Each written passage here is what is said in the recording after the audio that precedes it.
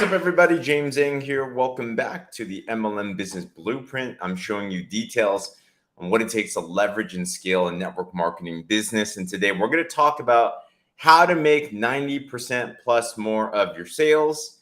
If that sounds like something interesting to you, be sure to subscribe and share this if that sounds like something beneficial. But you've probably heard of this saying, if you're in business and sales, that the fortune is in the follow-up. And the statistic is that 90+% of sales do happen after the first exposure. And if you've heard that, though, my question to us today is this, though, is if we know that follow-up is important, why do we not do it? And how do we do it effectively? I want to answer those because it's super important, because it's 90+% of money that's left on the table. We're going through the steps of the pipeline right now in the blueprint. So step number 5, actually, the final part is the follow-up. I want to address a couple things. First, a mind state, then a skill set. Mind state. I dealt with this a lot, which was in the beginning of my business. I know it took me a lot of effort to work up the courage and the confidence to even just approach somebody about my business. Does anyone else get scared when you approach somebody? You get scared by rejection. You get scared by the invitation. It's like, and I would finally work up the courage to do it. But if I'm to be real honest with you, if I picked up the phone and made the call or sent the message, subconsciously, I'd actually want them to not pick up. I'd want them to actually say no. And it's like the weirdest thing ever. Even though I did the work, in my subconscious, I didn't want them to actually respond. And why? I didn't want to get disappointed, I suppose. I didn't want to deal with the potential questions. It felt like it was more work to move through it than to just say, I did it, I tried it, and it didn't work. And I think for many of us, the reason why follow-up is so difficult is that we're not dealing with the mindset piece of things. And we think, I'm going to call it out, we think subconsciously that when we're doing business, we're doing sales, that we're bothering people. And because we're bothering them, we don't want them to respond because we don't want to be judged. Put a 1 in the comments if that relates at all. And it's huge that we deal with this root right there. Because if you never deal with this, then you're never going to have sales. You're never going to enroll people. And even if you do, you're probably going to see a lot of people are going to back out, not be committed, and ultimately not receive the transformation and the value that you're providing to the marketplace. So we have to deal with the root. And here's the way to fix that. You have to understand that follow-up is professional. Follow-up is absolutely professional. And it's not that we're trying to get what we want. Yes, we could be motivated by our goals. But the reason why we follow up should be that we believe in what you're providing, your product, your service, your business. You believe so much in what it is you're providing that if they're not using the product, if they're not using the service, if they're not partnering with you in your opportunity, that it would be a disservice for them to not do it. That's why we follow up. It says in the word that perfect love casts out all fear. So you have to deal with this root. And the root of good follow-up is care and love. You love them so much that you want them to be transformed by whatever you're offering, that you do follow up. So that's the first thing. You have to follow up because it is priority. You have to follow up because you believe that what you have is so transformative. You have to follow up because maybe you even feel that what you have is saving them from other junk that's out there. Let's be real. There is so much that's clawing at all of our attention these days. You wake up and you got a bajillion notifications. We're targeted by ads all day. And if you believe that what you offer is better than what's on the market, shouldn't it be in their best interest that you get to them first before someone else does? I hope that makes sense. So the first part is the mindset of things, how to follow up. Then from there, the second is the skill set. How do we follow up? Well, a couple rules, and I talk about this in the blueprint, is I like to go with a 48-hour rule, right? 48-hour rule. So every 48 hours, depending on where you're in the pipeline. So let's say, for example, your last business action was you invited them to take a look at your business. You invited them to take a look at your product. If they don't respond within 48 hours, I'm going to have another touch point. So let's say I'm speaking with Talia. I invited her to take a look at my business. She didn't respond. Within 48 hours, I'll just send another friendly message. What do you say? What would you want to say if you're on the other side? So what I wouldn't want to say is pressuring someone to do something. Like, this is an example of what I wouldn't do. Talia, why'd you not respond to me? You're not a good friend. It's done. That's not what you want to do. But give them the benefit of the doubt. They're probably busy. I assume they're interested. They're just busy. So a good follow-up might be, hey, Talia, not sure if you saw, I shot you a message earlier. I shot you a call. I think there's something that could benefit you, but let me know if you got that message. I'm sure you'd want to be followed up like that, right? The best way to follow up is do it in a way that you would like to be followed up with on the receiving end. So don't pester them, don't bother them, don't be forceful, don't be annoying, just be friendly. Just be friendly. So I'm going to follow up within 48 hours, and I keep on doing this until I get a yes or a no, or at some point within a couple of follow-ups, if you feel like they're just not responding to you, one thing that I like to do is I do like to close the door. I do a last message. I do this a lot. So if you've ever had somebody where you feel like, man, they're just not responding to me. Am I bugging them? Like, this is getting frustrating on both ends. The final message you can share is something very simple. Something like, hey, Talia, I know we've been, I shot you a couple of messages. I haven't heard from you.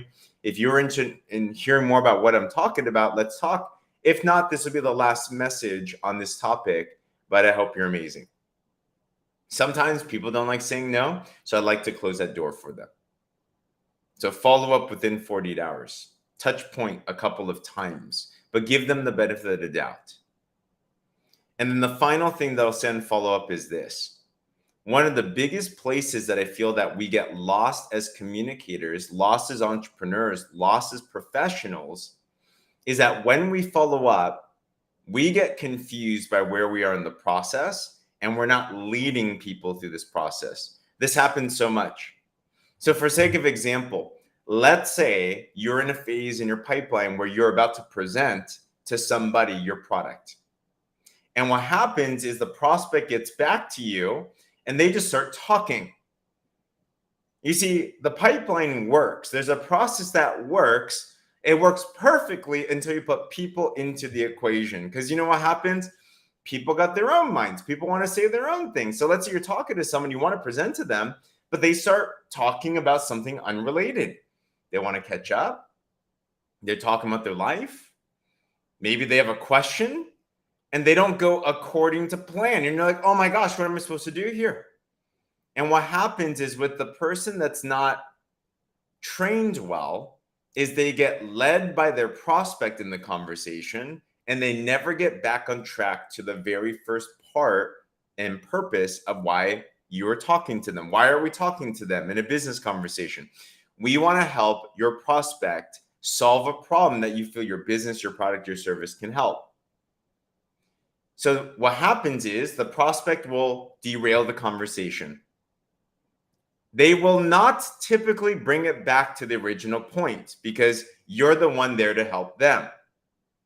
Where we get off is we are scared to bring the prospect back to the original conversation. So it's important that we then lead with a question. So let me give an example. Let's say you're talking to someone about the business. You're like, hey, you want to take a look at my opportunity? And they're like, yeah, sure, I would love to. But I've seen a lot of other businesses before, and I don't know if business is for me, right? That maybe they share an objection. That's one example. Or maybe they just change the topic. They're like, that sounds cool, but it's been really busy recently. Hey, did you watch the latest movie? Did you watch Sound of Freedom? Right? They'll like say something that's completely unrelated. What do you do in these situations? Here's the best analogy that I've ever heard on how to deal with these. And I learned this from Tim Sales in his Professional Inviter CD, one of the GOATs when it comes to our business. I was learning this when I was 19 years old and broke. I was learning this when I was picking up my business. And he said, imagine you're driving a car. And as you're driving a car, have you ever driven and you have your windshield and all of a sudden a bug splats onto your windshield? Put a 2 in the comments if that's ever happened to you before. You're like, oh, that's kind of disgusting. So the wrong thing to do is to stay there and stare at the bug splat. Because if you stare at the bug splat, what happens is your car is going to go in the wrong direction. You're probably going to get off road. You're going to crash. What you want to do, and that bug splat is an objection. That bug splat is your prospect's response that is not in the direction that's going to help them get what they want. What you want to do is remove the attention from the bug splat, put it back onto the road, put it back on the destination. The destination is what they want. The destination is how you're going to help them. So deal with the objection, deal with the distraction, deal with the bug splat. You have to address it still. You can't just pretend it's not there. Deal with that and then move it back. So let's say, example, it's an objection. I've tried other businesses before and they just never worked for me. My goal is not to do some crazy surgery here and solve it all the way. I just want to deal with it enough where they feel at peace with that, and then we can move back to the direction. So I might say something like, I totally understand. I'm sorry to hear that you didn't have good experiences before, but I'm curious, do you think that the fact that you didn't do well in businesses before means you can't do well in business, period? Or do you think maybe it's just you didn't have the proper support? They might be like, that's a good point. No worries. I'd love to share with you some more information, but if I can show you something that can give you the support that you need and still help you create an extra stream of income, would you be interested in more information? You see, I dealt with the bug splat, the objection, moved it back to their hot button. Example number 1. Example number 2, let's say they responded with a complete different reaction. And they're like, I'd love to take a look at business, but man, did you watch that Sound of Freedom movie? That was nuts. It was crazy.